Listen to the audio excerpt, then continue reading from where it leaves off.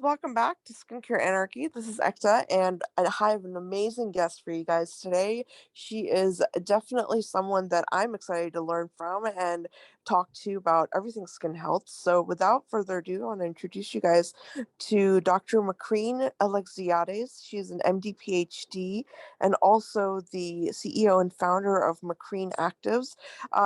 Doc, you have so many, credentials, and you've done such great work, and you have such a phenomenal career. So, I can't even list all of the things in her signature in the intro. But welcome to the show. I'm so excited you're here.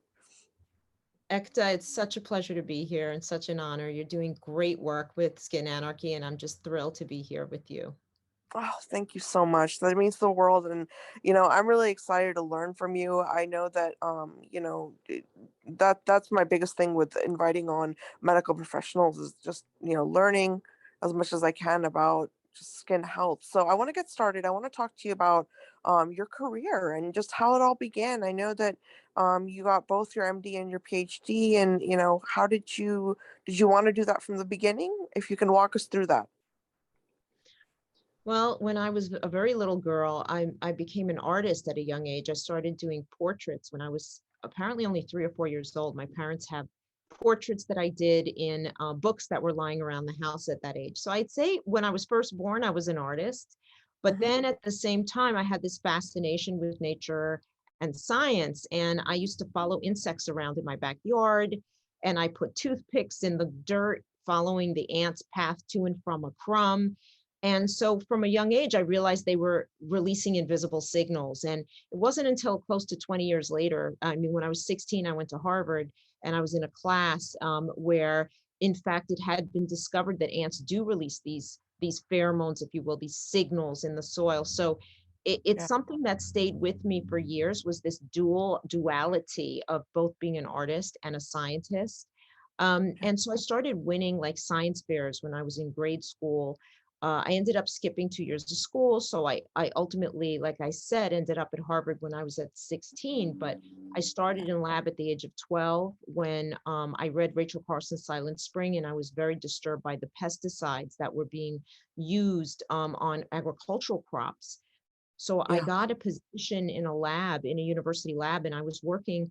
I know it sounds nuts, but I was 12 years old and I was trying to extract natural forms of birth control for insects from plants. I Oh, had this wow. idea that plants that served as natural repellents or controllers of insects may Yeah. have ingredients in there, because I had read a paper by a Dr. Carol Williams that talked about what were called third generation pesticides. So I started learning about insect biology at that age. And Uh, ultimately, when I went to Harvard my freshman year, the first job I scored was with that exact scientist, Carol Williams. And I worked in his lab on that exact concept, which was natural forms of pest control, but particularly this notion of using birth control for insects. yeah. And Wow. worked on that, and then transitioned into Lawrence Bogarad's lab at Harvard during my undergraduate, which was plant molecular biology. I did that for several years, and then applied to the MD PhD program because I did want to be a doctor, and I really enjoy taking care of people. But in between, did a Fulbright in bioengineering of agricultural crops in Europe. So I got a lot of plant biology, agricultural background there, again, working on non-GMO alternatives. And then finally, went to med school at Harvard and did a PhD in developmental genetics. And Mm. it was at that time that I started focusing on mammalian biology, mammals, humans, etc. So when I ended Wow. up in dermatology, it was a natural course for me to end up in an aesthetic field, first of all, in medicine because of the artistic background, and then really working on pioneering this notion of clean beauty, which when I started 20 years ago, nobody wanted to listen to me. But I'm proud to say that after launching the first luxury clean skincare brand 10 years ago, that finally the field has caught up. And I'm so proud to be part of this movement to protect the earth and its inhabitants. I love that. I love that you walked us through like the beginning of your journey through that, because I think that the word clean beauty, it means so many different things these days to people, right? I mean, I think I've heard like 15 different renditions from people about what clean beauty is. And I would love for you to kind of explain, in a nutshell, what you think of when you think of clean beauty, being a pioneer in this Mhm. area. Yes. And I'd like to emphasize that I'm a practicing dermatologist who sees many patients a day. So I have the real life experience to know day to day what we're doing in terms of skincare Yeah. and whether or not it works, as opposed to somebody who just formulates in a lab but really doesn't see the outcomes. I see the outcomes on a daily basis, and I'm translating, cosmetic procedures into active ingredients. And so when I started working on formulation, I was very, very concerned and troubled by the toxic ingredients in skincare. And Right. that's when I started to define which ingredients were toxic and categorize them. So on my website, which is macreneactives.com, on the Yeah. menu, there's clean beauty and defining clean beauty. You click on that and you will see my manuscript. And what Yes. I've done for the industry is I've categorized the what we call unclean ingredients according to what they do that's harmful. Either it's harmful to our health or it's harmful to the environment, and Yeah. I've categorized them according to what they do. So, for example, it's very difficult to go on a list and try to search to see if an ingredient that's on the packaging is on that list. That's just very inefficient. So, what I've done is categorized ingredients so they form a class of ingredients that are either, for example, hormone disruptors. These are uh, cosmetic ingredients that interrupt the natural course of hormones in our bodies and cause breast cancer, for example, or Yeah. ovarian cancer. And then we have mutagens. We have ingredients that directly go to the DNA of your cell and mutate it and cause cancer that way. So I was Yes. able to categorize all the ingredients and define classes of ingredients for the industry instead of just having a no-no list that just kind of goes on forever or that expands. This one actually orders them so that we can really then say that this class of ingredients is, not clean. Then what took it a step further: manufacturing practices, packaging componentry. Yeah. Manufacturing practices are important. We learned this with the sunscreen debacle. So Yeah. it's not enough to have a formula that's devoid of toxic chemicals. You've got to ensure that your manufacturer isn't contaminating your production with toxic chemicals. And Right. then packaging.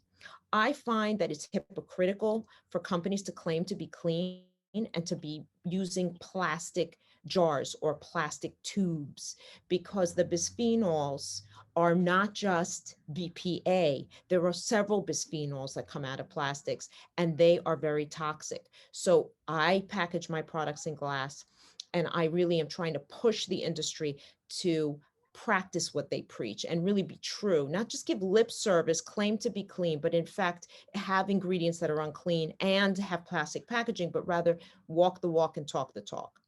And then Macreen, I finally, think it's yes, really interesting. I don't want to interrupt you, but I want to say this, and I think this is important for everyone to understand, is how important what you just said is about the plastics.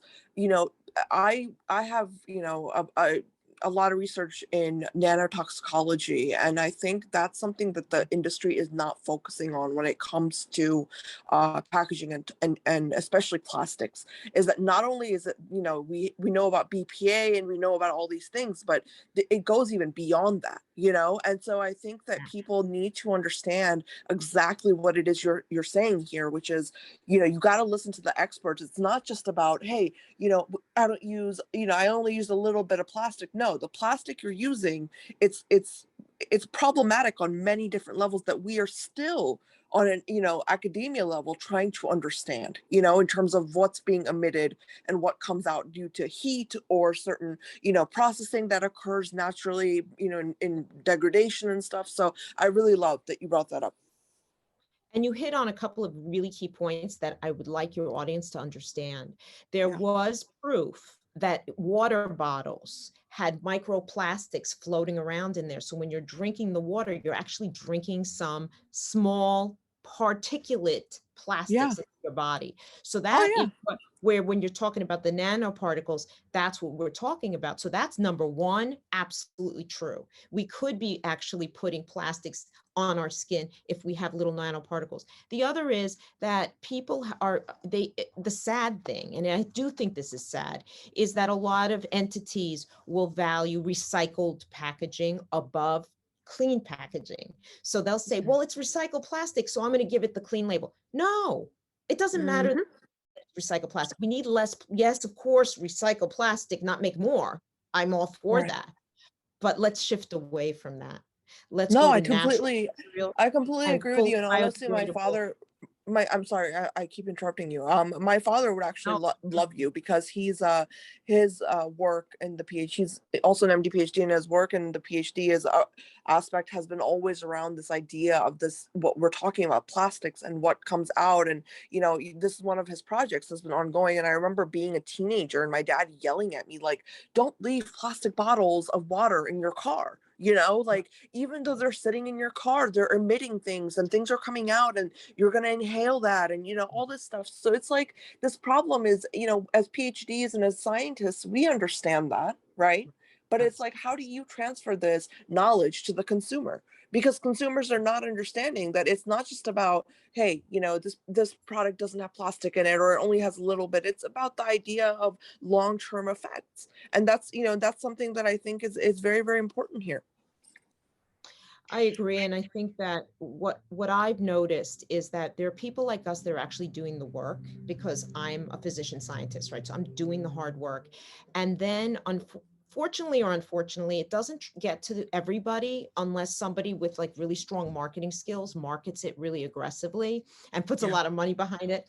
So what I've noticed, and I have two kids who are in college now, they're both at Harvard, and my daughter's really smart, and she like sometimes will comment about a brand that's sold at a mass marketplace, and she'll say, oh yeah, mommy, that brand's really clean, and I will be like, oh my lord, like my brain explodes because it's in plastic, it's got it's got parabens in it, it's got all kinds of things, and somehow they signaled through some very clever messaging that they're clean when they really aren't. And I'm hopeful that at least the notion of clean is being caught, is catching on first. And I just can only hope that the work that your dad, that I'm doing will trickle out into clever marketing so that people really understand what clean is. I mean, you can start by going to my website and reading the Clean Beauty manuscript. That's a start.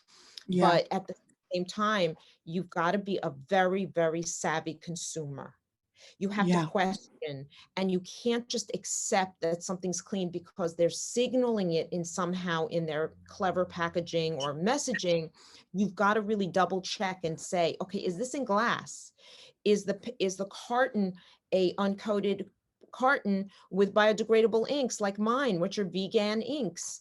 Right. Or is it metal foil and laminate? And is this in cello wrap, or does it have, as I have, I've sourced compostable wafer seals, like I've gone the extra mile, and that's what you want to look for and you also want to see a brand that's got a founder behind it who actually understands medicine and science, because too often we have founders that are really clever, lovely people, but they don't really understand the science of toxicity that's going Yeah. on. And this is the number one most important thing in the world right now. We have climate change, we have toxic environmental exposures, cancer rates. And so it all, if I can make a difference in my little corner of the universe, which is the beauty sector, then my life will have been well spent. Yes, and I love that. I love that you said that. And honestly, it's more about the idea that even if you don't know, like, for all the entrepreneurs out there, even if you don't know the answers and you're not an MD and you don't have a PhD and you don't have the science background, go find somebody who does. And if you want to be an entrepreneur, that's fine. But make sure that you have somebody fact checking you, and with the background that's going to be able to go and read, for example, Dr. Macrene's, papers, and like other scholars like her. Like we need people who understand the science, point blank period. That's really what it comes down to. So I love that you said that, and I want to actually move on because I know that you have beautiful products, and it's not a huge range, and I love that. I like that you have exactly like what you think we need. So I want you to go through that with us and talk to us, from your perspective. What do you think we need in a skincare routine? What are some things that everyone should kind of look towards when we're trying to buy something for our skin, just daily use? These are great questions, Ekta. One of the elements in really cleaning up the beauty industry is redaction to a very curated regimen, because there is waste when you layer. There's waste in packaging, there's waste in manufacturing, and yes, you're layering on potentially preservatives. So Yeah. when we decide, when I say myself as we, as in the scientific community, because I'm part of it, I have done work, FDA trials, etc. When we decide what is the maximum allowable of a preservative, right? Yeah. It is making the assumption that you're only using that one product. So Yeah. if you're using layers of different brands, or even one brand that doesn't adhere to my standards, which I actually am creating like a beauty seal called the Clean Beauty Authority, to be able to be that person that founders can come to for that help. Okay. So I can look at their ingredient listing, I can look at their packaging, and I can help them get clean. But in the meantime, if they don't have the Clean Beauty Authority seal, you can assume that they probably do have some toxic preservatives in there. So if you're layering, you're already exceeding the maximum allowable preservative. So that is right there, one of the many incentives to reduce the number of products you're using. But to have the best skin in the world, you want lots of active ingredients. So therefore, I put over 50 active ingredients in each product in my line. So my cream has over 55 active ingredients. So with one application, you're getting all your needs met. You're Yeah. getting antioxidants, DNA repair, peptides, microencapsulated hyaluronic acid, amino acids, plant polyphenols, barrier repair. You're getting everything you need to have the best skin and to repair and rejuvenate your skin in one product. So theoretically, you only need one product. However, we do age, we have additional concerns. So as you develop other problems like sagging, not just wrinkles, but your skin is starting to actually lose its elasticity, that was what prompted me to make the serum with another 55 actives. So now if you use the cream and the serum together, you've got over 110 active ingredients. And when I say actives, my actives are mostly plant derived. So for each plant extract, if you do the analysis, which I have a lab and that's what I'm working on this year, it's actually Yeah. hundreds or thousands of ingredients. So it's a way of getting hundreds or thousands of active ingredients on your skin in one or two steps. Then you can add to additional needs as needed. Lip, I wanted to replace lip fillers, so I did microcapsulated hyaluronic acid, peptides, ceramides, and essential oils that are lip therapeutic for my lip product. My tinted moisturizer, people wanted a sunscreen, they wanted cover up. I gave it to them free of mica, free of talc, essentially with like the 45 of the healthiest antioxidants that are actually anti-pollutant. Because as a dermatologist, when I would do a peel, I would notice that pollution would adhere to people's makeup, and it was difficult to get off. So I reasoned that you need anti-pollutants in your tinted moisturizer. So I did that too. So it's like good enough to sleep in, and it makes your skin permanently better because it has such phenomenal ingredients. But it fulfills a need. Some people don't need a tinted moisturizer, so they could just use my cream and my serum. My cleanser, you have to wash your face. So that's like a necessity. And mine is almost 100% plant derived and organic, with plant derived surfactants. So that's safe for the environment, antioxidants that are therapeutic, anti blemish, vitamin B derivatives. So I really cleverly formulated each product in the line to meet all the needs of that organ and of that Right. function. I And love that. that Yeah. makes our lives so much easier, because you don't need a day cream, a night cream, a this or that. You really just need one product, frankly. It's a one-step skincare solution that you can use twice a day. But as your needs may increase, you can add additional products to really get to another level. But it really reduces the waste, and it reduces the potential for any exposures. So that's really, the logic behind getting rid of this notion of layering and focusing on maximizing active ingredients and minimizing the use of any sort of preservatives and exposures. That is so interesting that you have 50 active ingredients in one formulation. Now, how does that work? Because I'm sure that must have been very difficult to formulate, right? So how does that work in terms of like interaction between the ingredients, or like, any kind of chemical, I guess, hurdles to overcome in the formulation aspect? Well, I achieved a patent. I was granted a patent for my work. So Mm, a singular patent, just me. I did this all by myself. So what I did was I combined basically layers of liposomes. So I selected liposomes based on certain properties to target where the ingredients work in the skin, which layer it's and what the goals are for the liposomal delivery.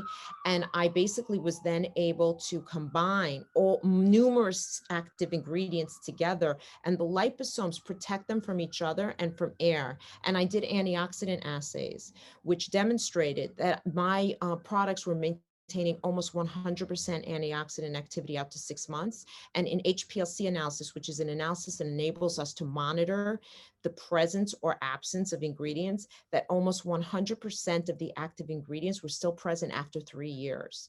So the wow. liposomal encapsulation, I think, creates an anoxic environment that creates a great deal of stability. So you don't have interaction with each other or with the atmosphere, and that keeps the products, stable for a very, very long time. Having said that, with my relaunch, my products are essentially preservative free. And Yeah, because of that, I personally keep mine now in the fridge once I purchase them. It doesn't mean they have to be shipped in the fridge. It doesn't mean they have to be necessarily stored in the warehouse in refrigerated conditions.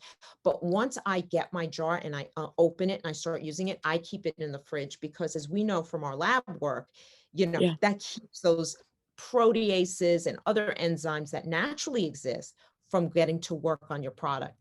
And so I treat it like a really high end pharmaceutical agent in the way I treat my products. And I'm telling you, they work.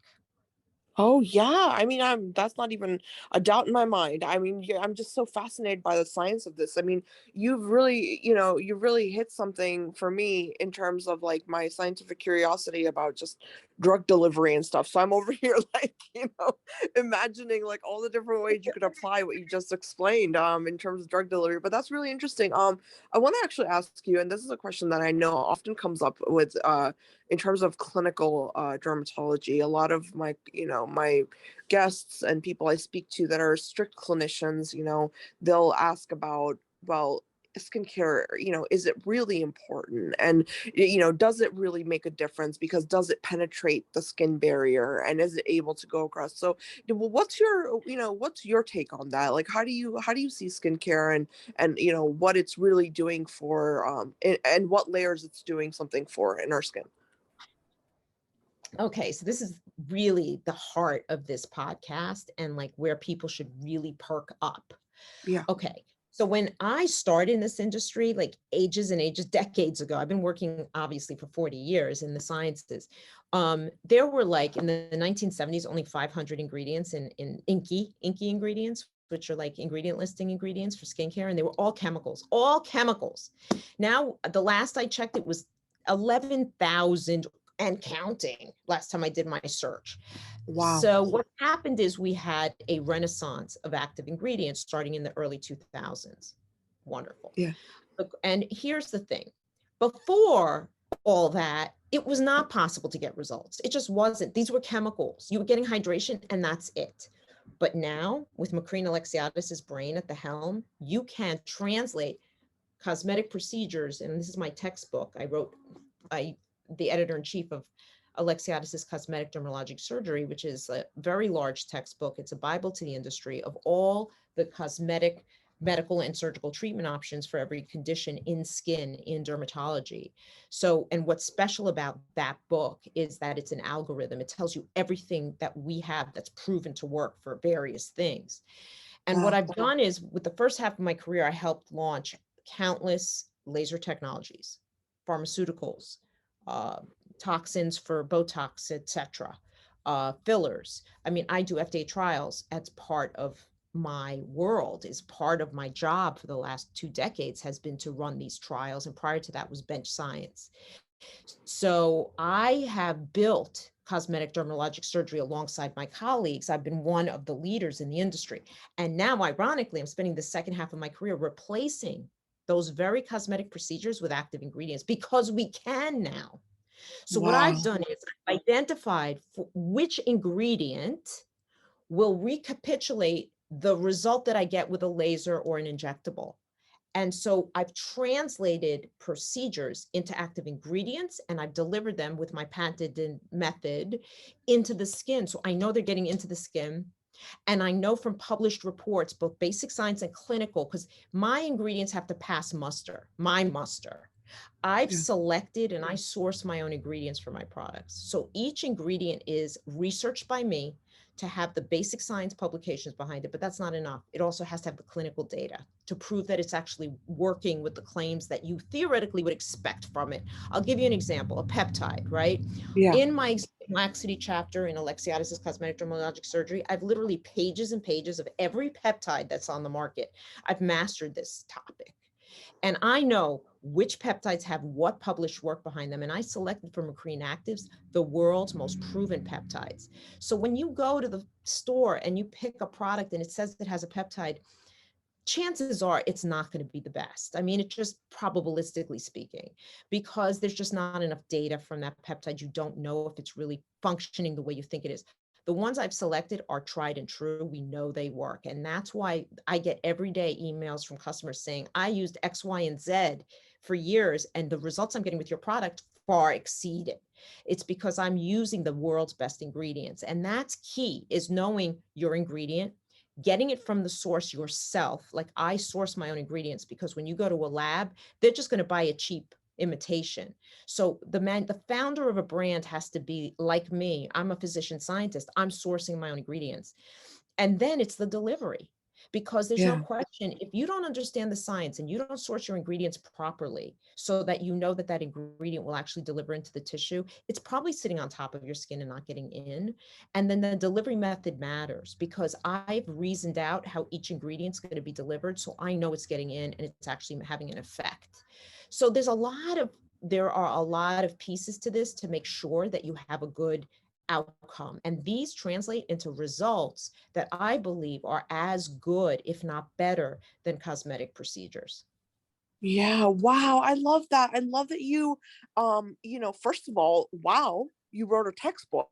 And second of all, wow, that you are able to say that you're finding actual, I guess, yeah, supplements in the non-invasive side of things. That's really, really amazing. And I hope everyone listening that you really paid attention to that, because that's very important to acknowledge. I mean, this is exactly why I argue with clinicians, and it's not because I don't, you know, it's not that I don't respect their work. I just, I've never understood why, so many of them say no, absolutely no to skincare, because I'm like, you don't know.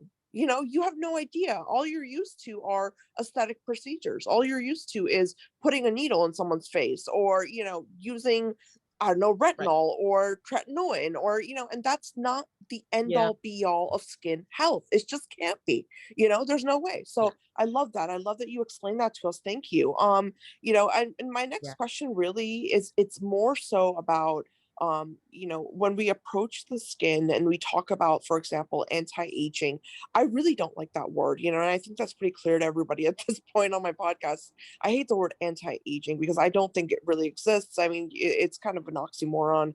And I want to talk to you about what healthy aging in terms of our skin really should look like, on a cellular level, or, in any way that you want to define it. Like, what is the concept of good, proper aging when it comes to our skin?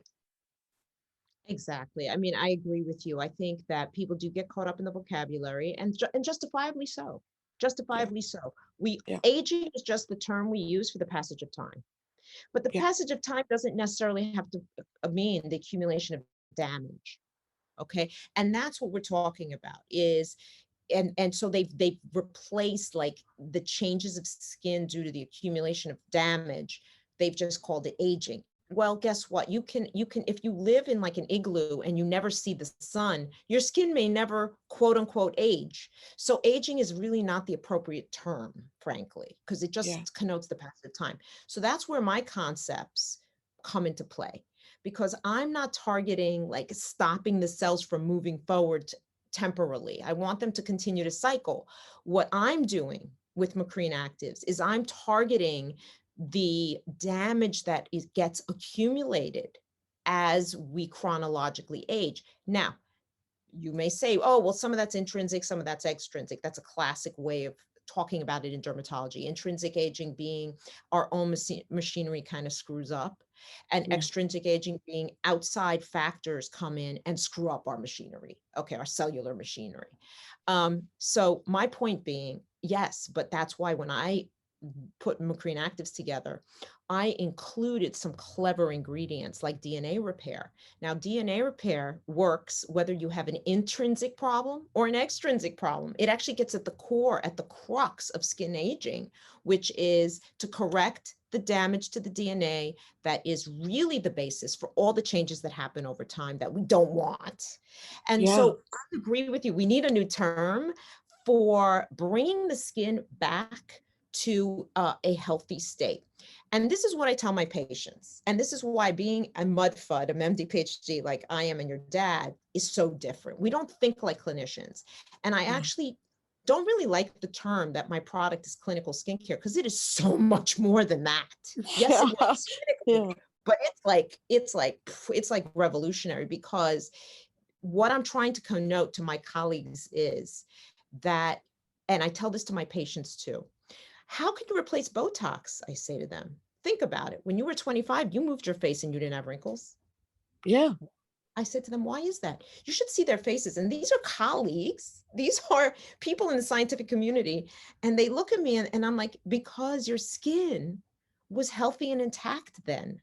It hadn't Yeah. accumulated the damage of time and movement and toxic damage and UV exposure and. So I said, so my goal is not to freeze your muscles and stop you from moving. My Yeah. goal is to get your skin back to the way it was when you were 20 or 25. Now, that is a point in time, and that's where the aging concept kind of comes in. But for me, it's really about getting your skin to its native state.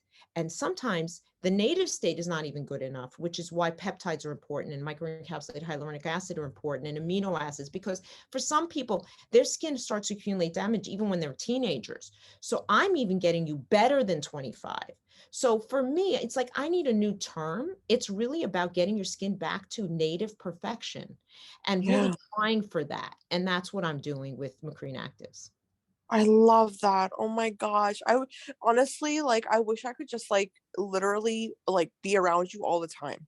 Like, I would be like your little lab helper, I swear to God. Like, it's so cool. Like, everything you're saying is so, it just resonates with me so much because, it's like people, like, especially in science, it's like, you have to realize, like, just for everyone listening, that, you have to think of it in a different way. Like, you can't, we're taught in medical school. Like, I remember, like, the first day of like my clinical, years in medical school, and they were like, non-invasive is the way to go. Everything non-invasive. Don't ever be invasive.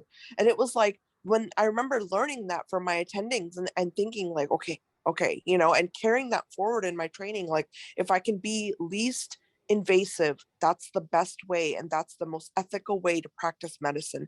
And now when I look around and I see everybody promoting Botox or injectables or and I understand there's a place and a time and a reason and all that good stuff, but you don't need them. Like for some reason, I'm sorry if I can't sit here and say that, the idea of injecting a toxin, which is literally, if you put it in high enough concentrations, going to paralyze things like your respiratory tract. I can't get behind injecting that in people's faces at, however many oftentimes people want to get Botox. I hate that. And so everything you're saying to me is just, I'm so passionate about it. And I think that, we Oh, need more so people cool. like you. Thank you. No, and listen, my lab is finishing up here in the city, Yeah. because my lab used to be in New Jersey. So if you ever want to do a fellowship, we'll have so much fun. Oh my God. Because I have the Yes. lab where I'm doing the skincare stuff in the lab where I'm making the extracts from plants and identifying new active ingredients. And then we have our research clinic where we're running the clinical trial. So it's just, there's tons of opportunity. It's so much fun. Wow, that's so cool. Yes, I'm definitely gonna have to talk to you about that later on. But wow, I Cross mean, fertilization, and it's cross fertilization, Ekta. So like, yes, I have pioneered like the toxins and the fillers and the lasers. But the purpose of that in my brain is now I'm translating that into active ingredients so that you don't have to do them. It's really Well, it's cool. like a step-by-step process, right, Dr. Macreen? I mean, it's Because it like, used to be surgery. Now we went to lasers and injectables, and then from laser injectables, now I'm taking it to skincare. Exactly. Yeah, I love that. And I think that that's exactly the kind of scientific mind we need at the forefront of this industry. I mean, this has become a billion-dollar enterprise. Everybody and anybody in the world is coming out with skincare, but this is the difference, right here, what we're talking about between something you actually should be using in terms of, if you want to improve your skin, you want to improve the health of your skin, versus if you just want a pretty product to put on your shelf, even though your products are gorgeous, don't get me wrong, but like, it's like, just you have to really think about, as a consumer, what do I want, and where am I trying to go with this, and what is skin health to me? And this is a question I pose to everybody. I challenge all of you listening, sit down and think about that. What do you want your skin to look like 10 years from now, and what are you willing to sacrifice for that? Because that's really what it comes down to. Every time you go to somebody who's like, not an experienced injector or not an experienced person in the field of dermatology, you're putting yourself in a position where your skin could potentially look so much worse.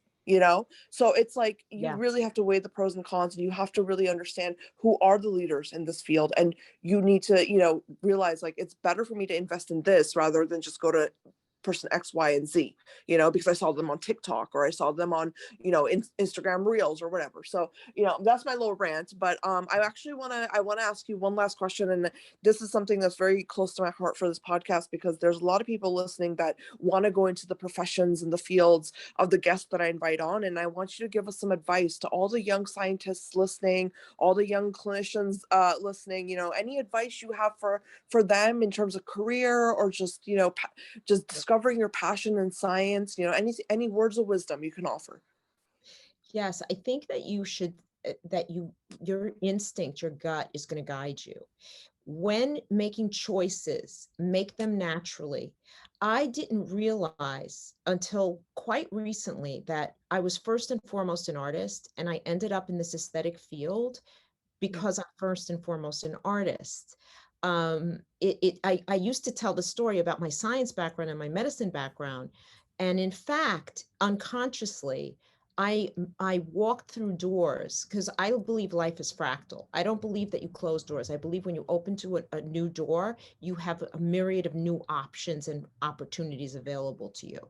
So Yeah. I ended up in dermatology as opposed to some other fields after doing an MD PhD from Harvard and et cetera, and a Fulbright. And I could have easily gone into either plastics or neurosurgery. I ended up in dermatology, but it offered me new opportunities. But I stayed true to what I enjoyed. And therefore, for me, seeing patients, and I see sometimes 25, 35 patients a day, and each and every one of them has procedures and skin checks and biopsies, and it doesn't tire me out because I love it. And when you do something that you love, it relaxes you, it lowers your blood pressure. So my advice to medical students and people coming down up the pike is listen to your body messages. If you feel stressed out when you're doing a particular procedure, or you're in a field that makes you feel like anxious, that your body may be telling you something, because you'll be the best at whatever you find is effortless for you, that you find Yeah. it relaxing as you do it, you will be the best at that. Your body is telling you something. So don't fight Mother Nature, go with it. And it's going to help guide you to making the right decisions, whether it's lab work or whether it's in the clinical world. It will guide you properly so that you make decisions that really not only give you joy and are healthy for you, but you will be better at it for your patients or your scientific endeavors. You'll be actually the best at it because for you it is a natural extension of your natural god-given talents and your ability to execute techniques. I love that. Wow, that's some excellent advice, and I really hope you guys are listening. Actually almost brought me to tears, because I completely agree with you, and I think that not enough people really do that. I see so many people end up in medicine and they shouldn't be here. Let's be honest, they shouldn't be there because they don't have that passion, like the kind of the enthusiasm and the drive that has come across in this interview with you, just they don't have that. And it's like I always wonder is like, how did you end up in a field where that is so centered around you really better know why you're here. You know what I mean? And then I just look at them and I'm like, I don't get it. So thank you. Thank you for offering that amazing, amazing advice and for all of your insights into skin health. This has been one of the best interviews that I've had the opportunity to conduct. Thank you so much. Ekta, I hope to see you and I'll give you a tour of the lab anytime. I'd love to. My door's always open to you. This has been such a pleasure. Thank you for doing this. Thank you for being a leader and a communicator. I think you're doing such a great service for everybody. Thank you so much, Dr. Macrene. And I hope you guys have had a great time. Leave us some feedback, some comments. If you've got any questions, definitely leave them in the comment section. I will definitely pass them along to Dr. Macrene's team. And I can't wait. I want to invite you back on if you ever have the time. So, we'll definitely have a part 2 coming up at some point if we can. But thank you guys. Leave some comments.